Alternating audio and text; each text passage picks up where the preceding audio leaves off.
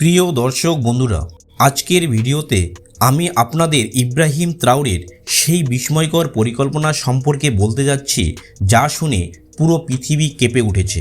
হ্যাঁ বন্ধুরা, আজ আমরা জানব যে ইব্রাহিম ত্রাওরে সাহারার মাঝখানে লাখ লাখ জমাট বাঁধা মৌমাছি কেন ছেড়ে দিয়েছিলেন।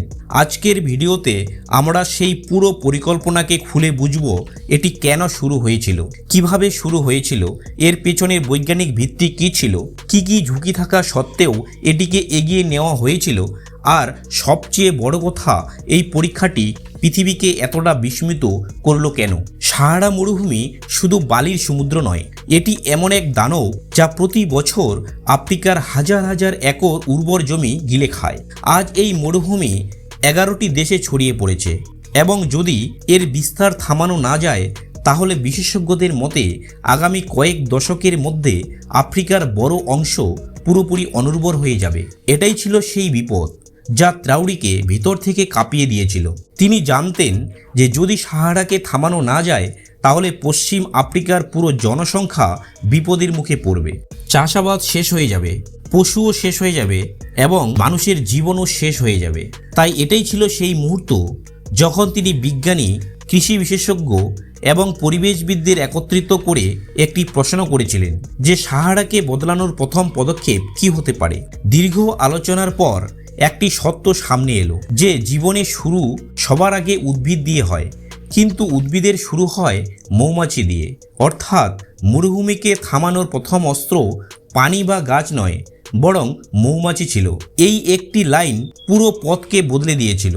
ত্রাওরি ঘোষণা করলেন যে যদি জীবনের শৃঙ্খল মৌমাছি দিয়ে শুরু হয় তাহলে যুদ্ধ সেখান থেকেই শুরু হবে। কিন্তু সমস্যা ছিল যে সাহারা পৃথিবীর সবচেয়ে উষ্ণ মরুভূমি এবং সাধারণ মৌমাছি 104 ডিগ্রি ফারেনহাইটে মারা যায়।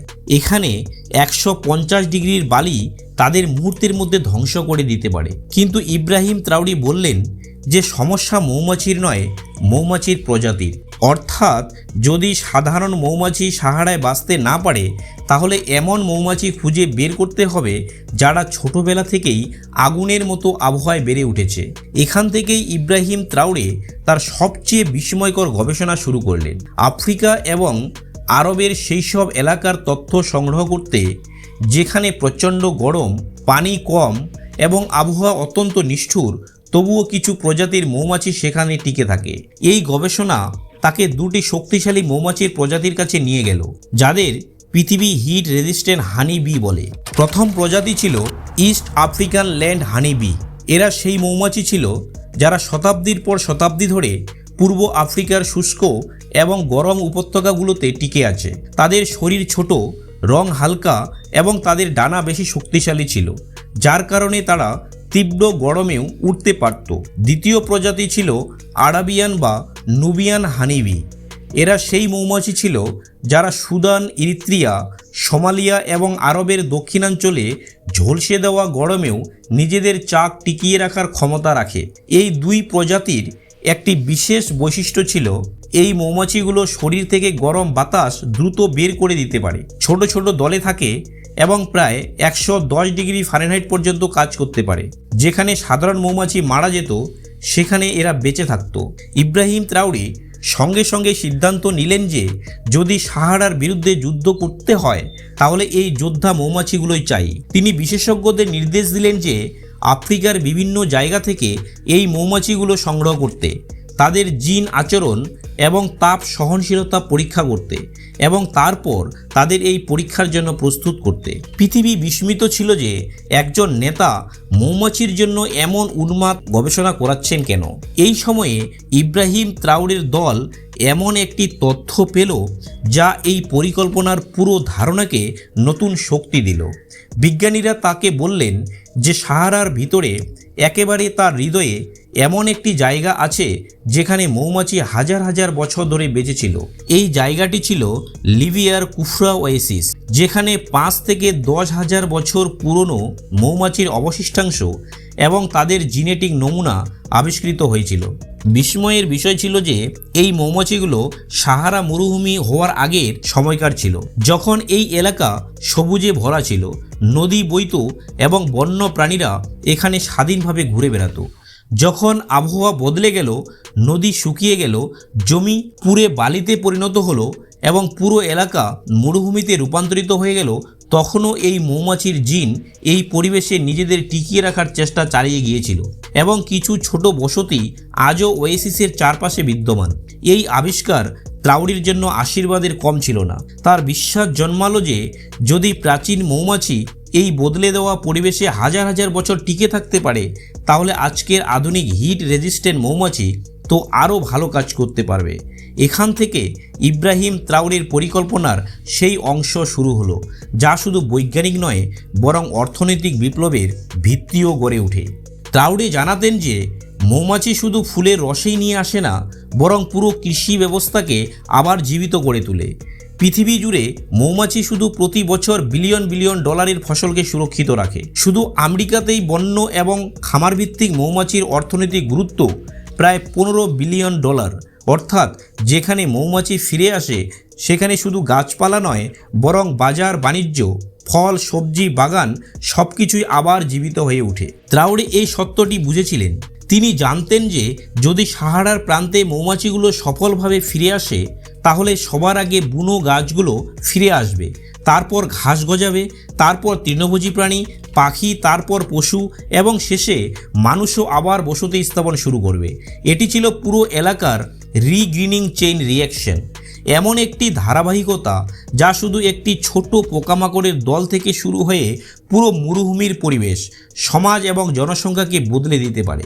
কিন্তু বন্ধুরা, যখন ইব্রাহিম ত্রাউড়ে হিট রেজিস্ট্যান্ট মৌমাছিগুলোকে সাহারায় ছেড়ে দেওয়ার পরিকল্পনা করলেন, এরপরে শুরু হওয়া পরিবর্তন বিশেষজ্ঞদের পুরোপুরি বিস্মিত করে দিল। যেই এই শক্তিশালী আফ্রিকান এবং নুবিয়ান প্রজাতির মৌমাছিগুলো সাহারার প্রান্তে ছাড়া হলো, সেখানে দ্রুত সেই প্রক্রিয়া শুরু হয়ে গেল যা ত্রাউড়ি বহু বছর ধরে নিজের পরিকল্পনায় রেখেছিলেন। জীবনের নীরব প্রত্যাবর্তন। মাটির নিচে লুকিয়ে থাকা বীজ যা বহু বছর ধরে ঘুমিয়েছিল আবার জেগে উঠতে শুরু করলো। মাত্র কয়েক সপ্তাহের মধ্যেই ছোট ছোট গাছপালা দেখা দিতে শুরু করলো, যেগুলো আরও পোকামাকড়, পাখি এবং প্রাণীদের আকর্ষণ করতে লাগলো। এটাই ছিল সেই চেইন রিঅ্যাকশন যা মৌমাছি যেখানে যায় সেখানেই সঙ্গে নিয়ে যায় ফুল, বীজ, ঘাস, তৃণভোজী প্রাণী, পাখি, পশু এবং তারপর মানুষ। ত্রাউড়ে একই সঙ্গে তার দলকে নির্দেশ দিলেন যে সাহারার সেই সব স্থান চিহ্নিত করতে যেখানে ভূগর্ভস্থ পানি রয়েছে, যাতে সেখানে মাইক্রো গ্রিন জোন তৈরি করা যায় এবং মৌমাছিগুলো ধারাবাহিকভাবে খাদ্য পেতে পারে। যতই এলাকাগুলো সবুজ হতে শুরু করলো, আরেকটি বিস্ময়কর সুবিধা সামনে এলো। মরুভূমির সাপের সংখ্যা বাড়তে শুরু করলো, আর যেখানে সাপ থাকে সেখানে আল্লাহর তৈরি এক ভয়ঙ্কর কিন্তু ন্যায় বিচারকারী প্রাণী অবশ্যই পৌঁছে যায়, হানি বেজার। এই প্রাণী মৌমাছির লার্ভা খায়, একই সঙ্গে মরুভূমির বিষাক্ত সাপকেও শেষ করে দেয়। অর্থাৎ মৌমাছির আগমনে শুধু গাছপালা নয় বরং প্রাকৃতিক সুরক্ষা ব্যবস্থাও ফিরে এলো। বিজ্ঞানীরা বিস্ময়ের সঙ্গে লক্ষ্য করলেন যে যতই মৌমাছিগুলো ছড়িয়ে পড়েছিল, সাহারার পরিবেশ আর শুধু বালুর সমুদ্র থাকছিল না। এটি এমন এক অঞ্চল হয়ে উঠছিল যেখানে জীবন আবার নিজের পা মজবুতভাবে বসাচ্ছিল। কিন্তু ত্রাউড়ি জানতেন যে মৌমাছিগুলো নিজেরাই একা মরুভূমিকে বদলাতে পারবে না। পানি, মাটি এবং পরিবেশের সহায়তাও প্রয়োজন। পৃথিবী ভেবেছিল এটি পাগলামি, কিন্তু এখন চারিদিকে একটাই প্রশ্ন উঠছিল, ত্রাউড়ি কি সত্যি সাহারাকে আবার জীবিত করার প্রথম মানুষ হতে চলেছেন? কিন্তু বিজ্ঞানী এটাও মনে করিয়ে দিলেন যে সাহারার বালি প্রতি বছর লাখ লাখ টন পুষ্টিগুণ সমুদ্র এবং আমাজনের মতো জঙ্গল পর্যন্ত পৌঁছে দেয়। তাই ত্রাউড়ে সাহারাকে পুরোপুরি শেষ করতে চাননি, বরং এক সীমানাকে পিছনে ঠেলে দিয়ে একে একটি ভারসাম্যপূর্ণ ব্যবস্থায় রূপ দিতে চেয়েছিলেন। এই পুরো সাফল্যের শেষে পৃথিবী উপলব্ধি করল যে সাহারায় মৌমাছি ছেড়ে দেওয়া শুধু একটি পরীক্ষা ছিল না, এটি ছিল এমন একটি পুনর্জীবন পরিকল্পনা যা ভবিষ্যতে আফ্রিকাকে খাদ্য, পরিবেশ এবং সামাজিক সংকট থেকে বাঁচাতে পারে। আর বন্ধুরা, যদি এই পরীক্ষা পুরোপুরি সফল হয়ে যায়, তাহলে হয়তো আগামীকাল পৃথিবী বলবে যে সাহারাকে বদলে দেওয়া ব্যক্তি কোনো বিজ্ঞানী বা আন্তর্জাতিক সংস্থা নয়, বরং একজন তরুণ ক্যাপ্টেন ছিল যার নাম ছিল ইব্রাহিম ত্রাউড়ে।